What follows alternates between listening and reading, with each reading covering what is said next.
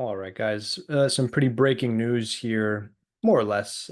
We had an update for our 2024 election on the 538 model. It was for a good while, pretty steady, solid lead for Harris, getting up into the 293. I think she cracked 300 at one point on the projection, again, based on polling and other data. Trump, over the last several weeks, even post-debate, really narrowing this thing up and bringing himself right up there to the edge of crossing that 270. Right now, we sit at 56 out of 100. Kamala winning 44 out of 100. Trump winning, this remains a 50-50 race. This actually, interestingly, matching up almost perfectly with the predicted odds on the betting market. So some consolidation going. There was a bit of a dislocation for a while. And sort of the most likely outcome for Trump looking like a 296 there, and Kamala's looking at like a 286, 288.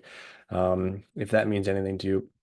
I want to go ahead and look at the map overall and tell you sort of what I think the outcome here is looking like. I have some polls pulled up as well. So starting with, let's go ahead and start with Nevada. Um, Now, I don't want to assume anything. Obviously, this is extremely close, and it could go either way on election day.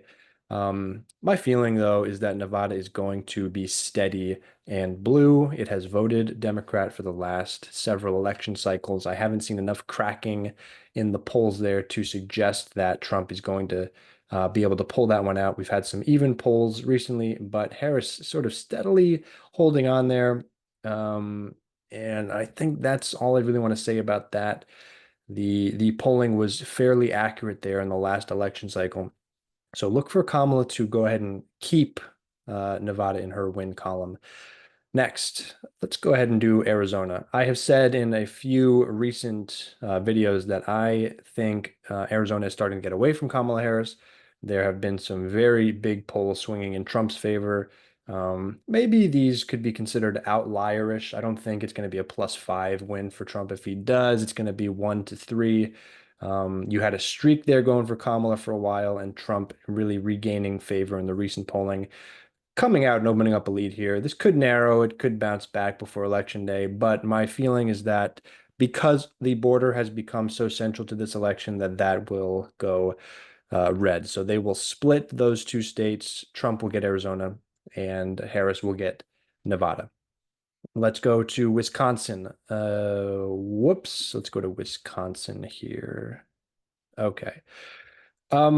Wisconsin, strangely, Kamala Harris has had a steady lead in the polling here. My take on Wisconsin is that the polls have been hilariously wrong in the last two presidential elections, off by sometimes almost 8 or 9 percentage points, swinging into Donald Trump's favor.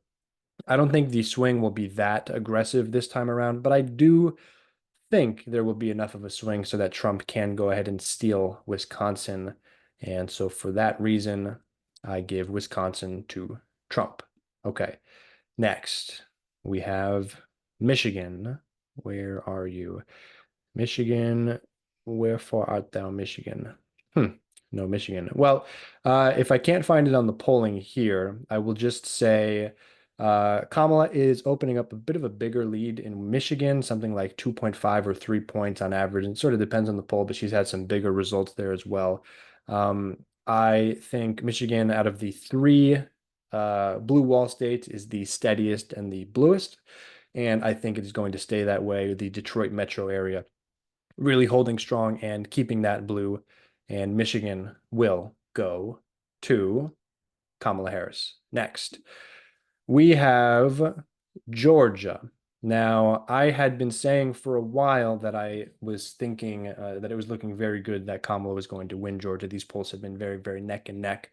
Trump opening up a bit of a lead here. Again, we don't know if these are outliers or sort of some noise in the data, but we have to go with what we have now. In this current moment, Trump has enough of a lead that even if we get a shift in Kamala Harris's direction, similar to what we had in recent times, even, a point and a half, it still makes it very close.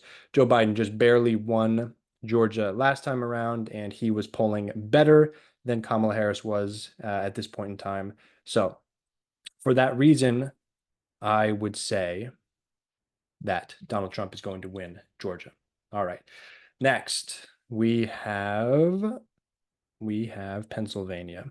So, Pennsylvania is also extremely close and difficult to read. Kamala Harris having a 1 percentage point lead in the average of polls here, never relinquishing that lead. And we've had some polling, at least not in this, but let me open this up.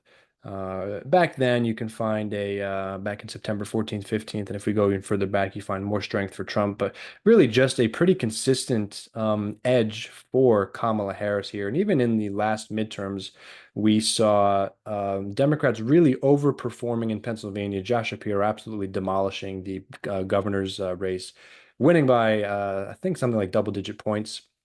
You had John Fetterman coming from behind and beating, having a stroke, mind you, and then coming from behind and beating Dr. Oz, who was the clear favorite, and actually beating him fairly easily. So the Trump-like candidates not doing so well in Pennsylvania. I don't see why that would change in the presidential election. Again, unless there is some sort of a massive swing on election day, I do not think Trump is going to break through and beat Kamala. And if you're keeping track, that puts Kamala at 282 electoral votes, and that is the ball game, right? The last state we have on the map here is North Carolina.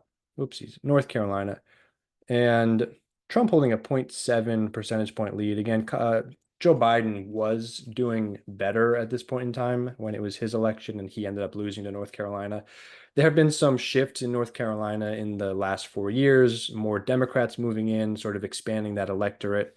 You have an absolutely massive scandal with the governor's ticket there on the Republican side. We've done a video about that. You can go ahead and check that out or look online about himself on a porn forum, black Nazi, et cetera, et cetera.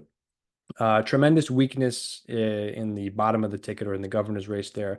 Weakness that could bleed through into the top of the ticket with Donald Trump. They have a close association together. And so you could see a spoiling of that ticket there in a very close race that could be given to Kamala Harris if that is the outcome. So at this point in time, I do actually give North Carolina to Kamala Harris, the work they're paying off, scandal upon scandal, association with MAGA and Trump there, and that sinking the ship for Kamala Harris. If the election were to be held today, this is how I see it playing out. Um, so yeah, let me know if you guys have any different thoughts. If I'm missing anything, I think that pretty conclusively covers it. Once it gets closer to the election, we have some more solid polling. We will go ahead and get into a little more detail on that. But that is the result that we have for now. Kamala Harris, 298 to Donald Trump, 240. And that puts us where? That puts us sort of in this chunk here of the potential outcomes for Kamala Harris in the election. Let me know your thoughts, and I will see you guys in the next one. Peace.